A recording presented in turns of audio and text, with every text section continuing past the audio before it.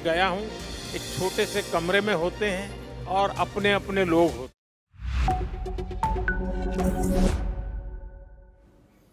Hello and welcome. I'm Thomas Porteous and you're watching NewsX World. Let's take a look at some of the top stories. Israel and Syria have reached a ceasefire deal days after violence in the Sohida province, according to a US envoy. Turkey, Jordan and regional actors back the truce, which comes after Israeli strikes in Damascus and demands for Syrian withdrawal to protect Druze communities.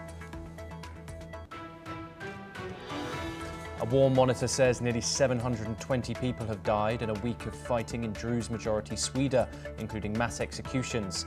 The dead include Druze fighters, civilians, government troops and Bedouins, with Israeli strikes also killing 15 soldiers. The Dominican Republic and Congo and Rwanda-backed M23 rebels have signed a ceasefire deal in Qatar, committing to end fighting in eastern Congo. The agreement follows a separate Congolese peace pact signed last month in Washington. South Korea's jailed ex-president Yoon Suk-yeol faces new charges over his 2024 martial law declaration. Prosecutors say he abused authority, erased records and blocked arrests during the crackdown. Gaza officials say 26 Palestinians were killed and over 100 injured in strikes near two southern aid sites. Civil defense spokesman accused Israel of opening fire on areas near Khan Yunis and Rafah. Hamas's armed wing says it may revert to demanding a full peace deal if current ceasefire talks collapse. Spokesman Abdu Abuda claims Israel has rejected Hamas's offer to release hostages in exchange for a permanent ceasefire. Donald Trump has filed a $10 billion lawsuit against the Wall Street Journal, its owners and Rupert Murdoch over a report linking him to Jeffrey Epstein. Wall Street Journal owner Dow Jones says it stands by its reporting and will vigorously defend against the defamation claim. Russia launches over 300 drones and 30 missiles overnight, hitting Odessa and causing blackouts in Sumy. Ukrainian officials say one person died and a residential building was set ablaze in Odessa during the attack. Meanwhile, Moscow says its air defences intercepted 13 drones in a separate overnight attack. Now we start this hour in the Middle East, where Gaza's civil defense agency said that Israeli attacks killed 26 Gazans and wounded more than 100 near two aid centres in the south of the enclave. According to agency spokesperson Mahmoud Bassal, 22 people were killed near a site southwest of Khan Yunis. 4 are also killed near another centre in northwest Rafah. Bassal blamed Israeli gunfire for both of these incidents. The Israeli military has said that it is looking into these claims. Deaths of people waiting for handouts in huge crowds near aid distribution sites have become a regular occurrence in Gaza, with the Palestinian authorities blaming Israeli fire for the deaths. We're now joined by Professor Rohan Gunaratne, who's an international security expert. He joins us live from Singapore to discuss this in further detail. Professor Gunaratne, this obviously is not the first occurrence of allegations like these.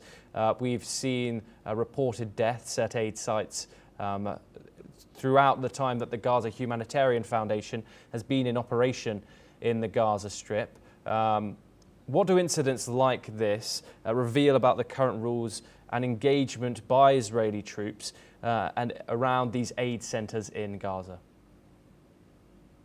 You are correct, because we have seen a number of such incidents. It's because there is no proper organization and no proper control of the people approaching these aid centers. The IDF, having experienced so many attacks, are very concerned that there is no orderly movement of Palestinians towards those aid centers, and that is why those attacks have taken place. And also because there is no central authority regulating the movement of those people.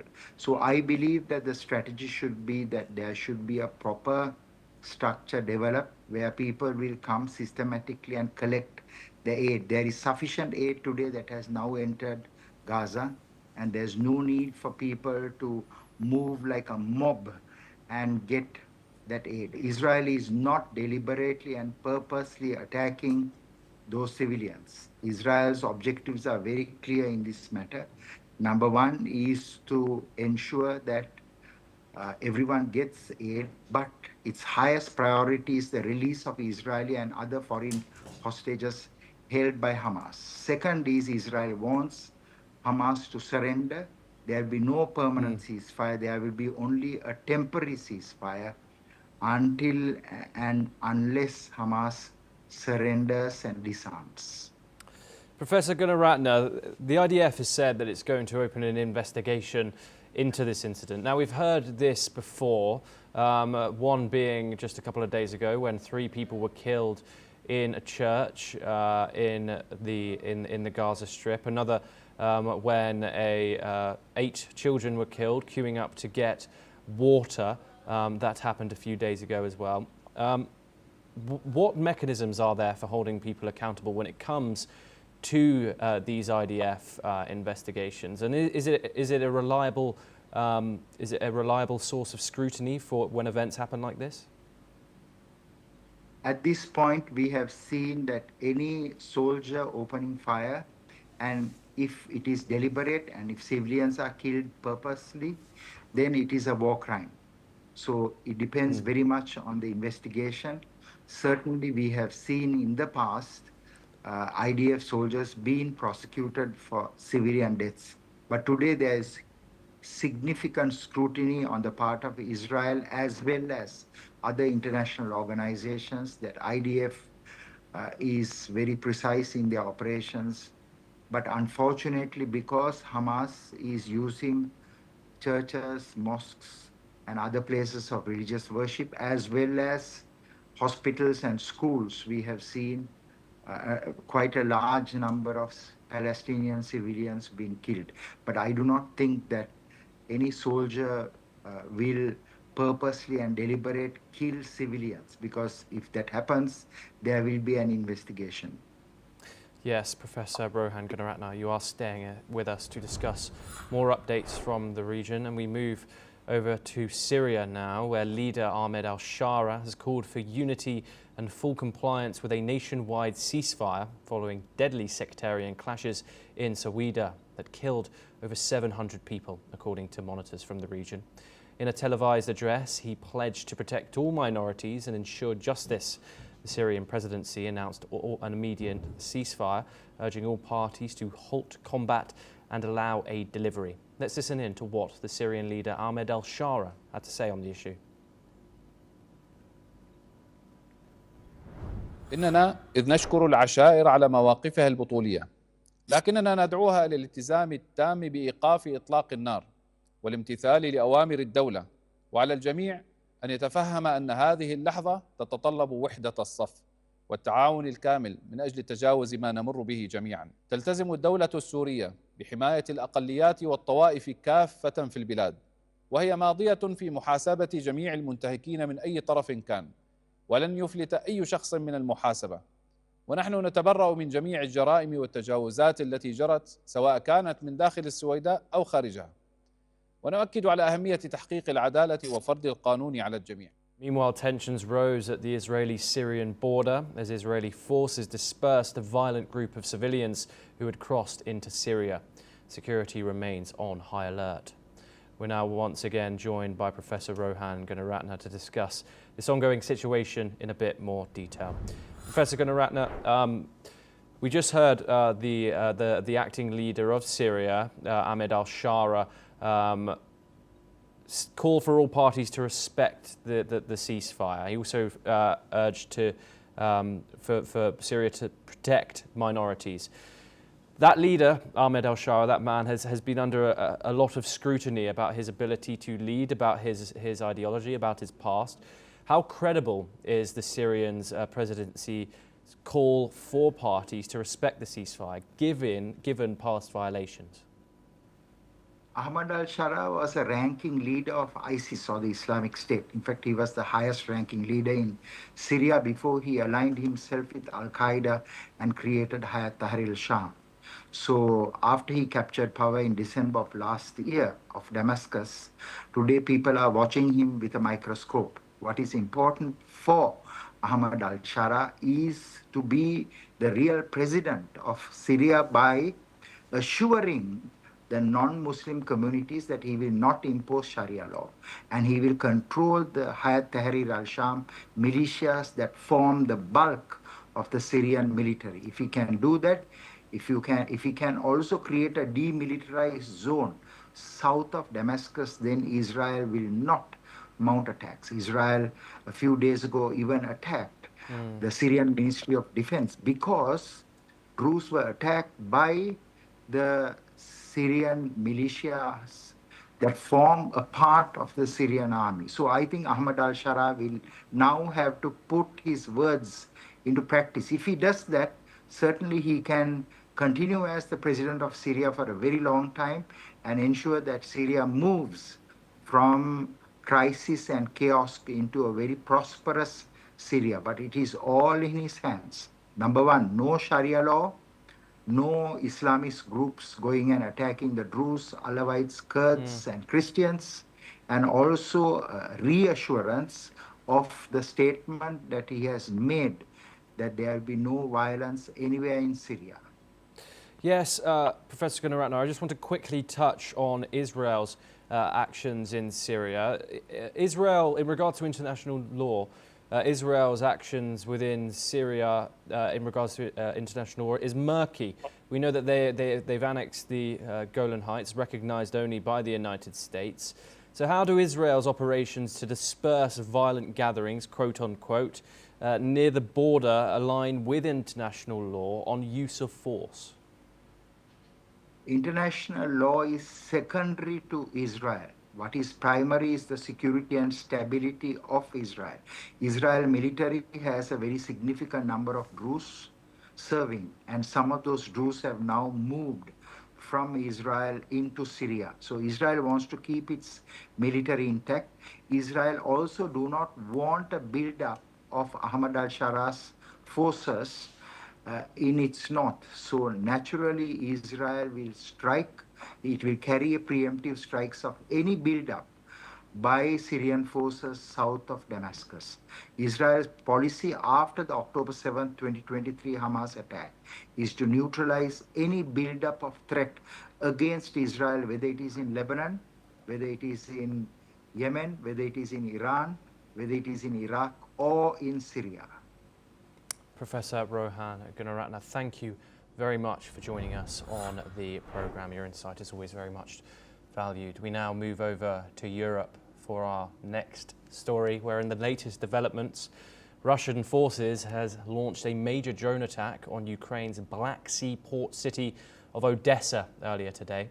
At least one multi-storey apartment building was set ablaze, killing one resident and injuring 6 others, including a child.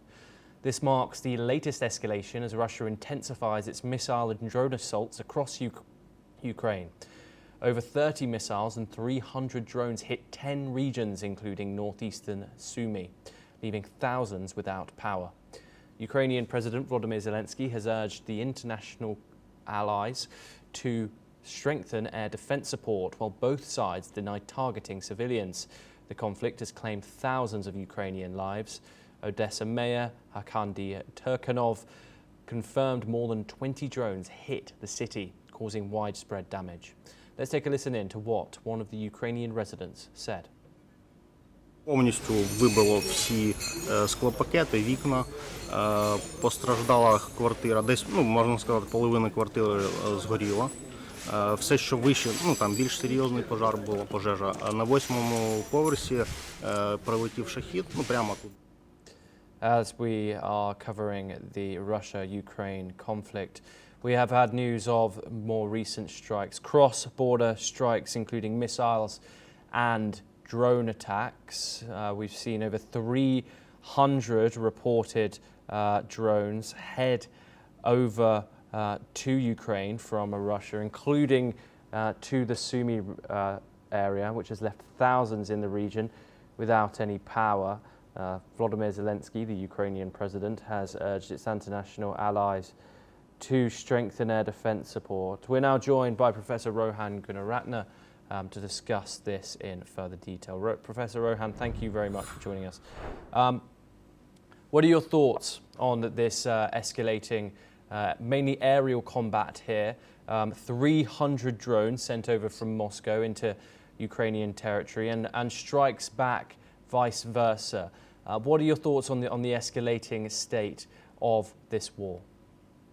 The latest strike by Moscow in Ukraine is a very significant escalation in terms of the magnitude, scale, and intensity of attack. So we have seen that the Russians are able to sustain their operations contrary to the earlier Western assessments.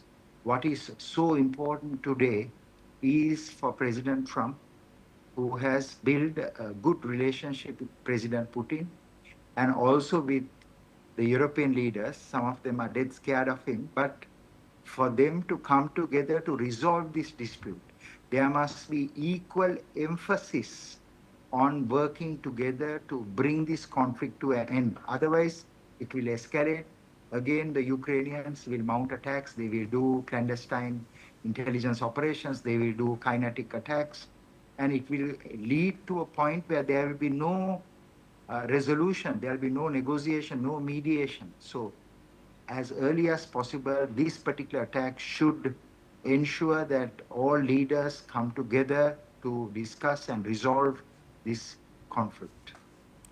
Yes, indeed. And obviously this comes as a backdrop, Professor Gunaratne, with diplomatic developments. However, we haven't seen significance today. What do you think of how Donald Trump and Vladimir Putin and Vladimir Zelensky, how close do you think they are to reaching this peace deal that has been sought after now for over 100 days by the US president? Both Trump and Putin has maintained a very good relationship, despite this is a fight largely between Russia and the West. And what is also important is that the European leaders now understand that there must be a resolution. This war can't continue. It's going to bleed Europe. It's also going to bleed Russia. So I believe that this attack may be a turning point, because often conflicts have to reach a rock bottom in order for there to be negotiation. This devastating attack can be a turning point. I only hope that sanity will prevail and both parties will go in for discussion, because the scale, magnitude, and intensity of destruction is huge, and it's only going to escalate. Russia is replenishing its military armaments, its base. Russia is able to sustain this battle. Russia is also getting assistance from a number of other countries to fight this war. So the Russians are not going to stop fighting. Russians are not going to have a crisis of drones and other munitions to conduct this attack in the long term. Yes, indeed. What potential ramifications could this wave of attacks have for regional energy and power infrastructure stability? We know that we've heard reports that some of these strikes have hit power infrastructure in the region. What are your thoughts on that, Professor Gunaratne? Absolutely, because Thomas, as you know, it is the power that is important to feed the people. It is the power that is necessary not only to electrify, but also to run hospitals. So the day-to-day function, from sewerage to providing the essentials for people, depends on power. And that's why these targets have been taken. And that is why I'm seeing a shift towards a point of escalation that will cripple further negotiations. So I think that this is a time for the Americans, the American president and President Putin to work together. Yes, indeed. We will now move on to our next story. Thank you very much, Professor Gunaratne, for joining us on that. Over to the African continent now, where the Democratic Republic of Congo and the M23 rebel group have signed a declaration of principles to end the fighting in eastern Congo. As per the text declaration signed in Qatar, Congo and the M23 will commit to sign the peace deal agreement by August the 18th. The signing took place in Doha in Qatar and followed months of Qatari mediation after talks began in April. The US has exerted pressure to finalize a durable peace deal in the volatile country, hoping that it would attract billions of dollars in Western investment to a region rich in minerals like gold, cobalt, copper, tantalum and lithium, among others. The M23 rebels had seized Goma, eastern Congo's largest city, in January and went on to make gains across North Kivu and South Kivu provinces. The fighting has killed thousands and displaced hundreds of thousands. In March, Qatar brokered a surprise meeting between Congolese President Felix Tshisekedi and his Rwandan counterpart Paul Kagame, during which they called for an immediate and unconditional ceasefire. That led to direct talks in Doha between the M23 and DRC. Bigger outstanding questions, however, remain over the possible Rwandan and M23 withdrawals from eastern Congo. Okay, this is a significant day for the Democratic Republic of Congo. As we've said previously, there was a peace deal announced between Congo and Rwanda back last month, inked in Washington. However, this significant development is between the government of Congo and the M23 rebels themselves. These are the group which we have seen sweep through the region of the east of the Congo, including taking the huge cities of Goma and also going into South Kivu and North Kivu. These sites are mineral rich, as we've said previously, with cobalt and gold, among other minerals. Fighting in this conflict has killed thousands, and it will certainly bring a positive message to the region today. We're now joined by Prince Osagwu, who's an African affairs expert. He joins us live from Lagos. Thank you very much, Prince, for coming on the program and speaking to us today. Prince, how significant is this of an event? This peace deal that has been signed today between the Democratic Republic of Congo and this M23 rebel group? Well, it's a major development for not only for Congo but for Africa, because this crisis has taken a devastating turn particularly since January 2025. And it has displaced a whole lot of people. It has put a whole lot of children in danger. It has put a whole lot of people off their homes. And it has affected Africa, particularly those close to Congo DR, where a whole lot of people are running into, in exile, exacerbating the issues even in those countries. So as long as the agreement happens, it's going to calm nerves and it's going to ensure that peace comes into Africa from that part of the continent. Yes, Prince, and this is obviously a peace deal has been signed. But if you could just talk to us a little bit about the humanitarian implications that this crisis, this war, has caused for the region, and as you've said, has spread wider than just east of Congo. Yeah, it's not only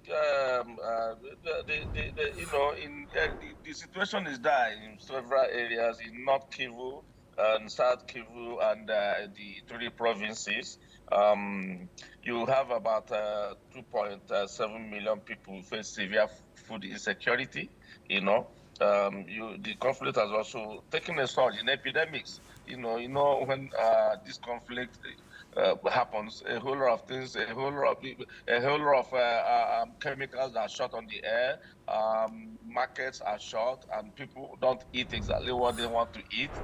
And then epidemic outbreak will happen. And this is what is also happening there. There's cholera now from what we got. So over 36,000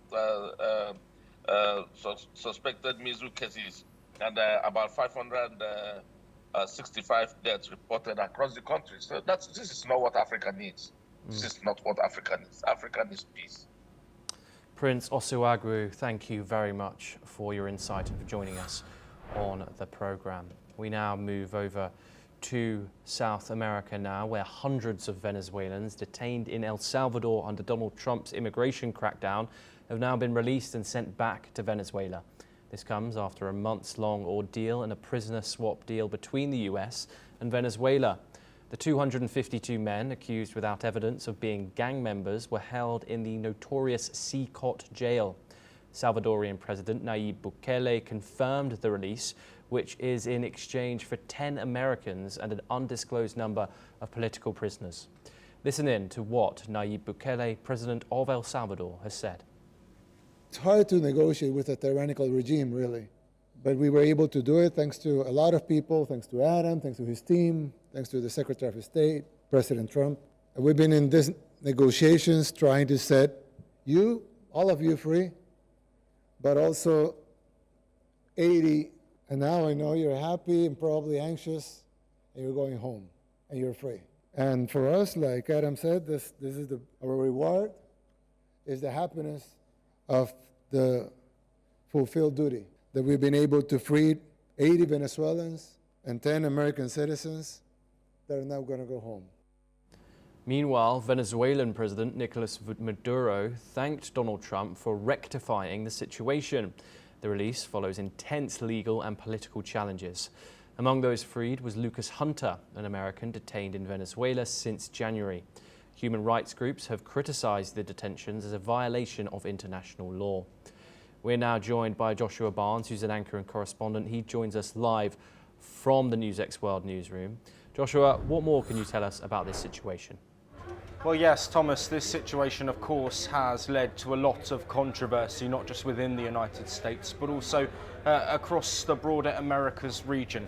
Now, there are three key players here, of course, Venezuela under Nicolas Maduro, Nayib Bukele's El Salvador, but also Donald Trump. These arrests for alleged gang members of the Tren de Aragua gang were, of course, deported to El Salvador and held in this maximum security prison, which is seen as an extreme prison holding the worst criminals. Lots was made about it in the United States. Apologies for the lighting there as well.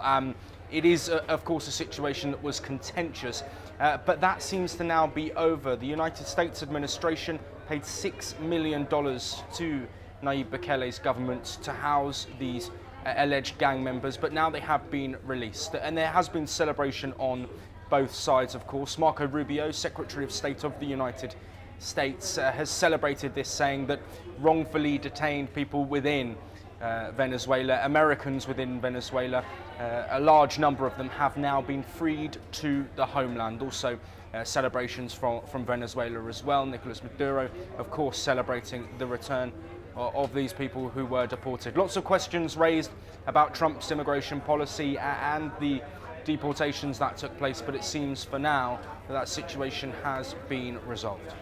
Joshua Barnes, thank you very much for your insight. Well, that is all we have time for. We will continue to bring you more news updates from around the world. Thank you for joining us.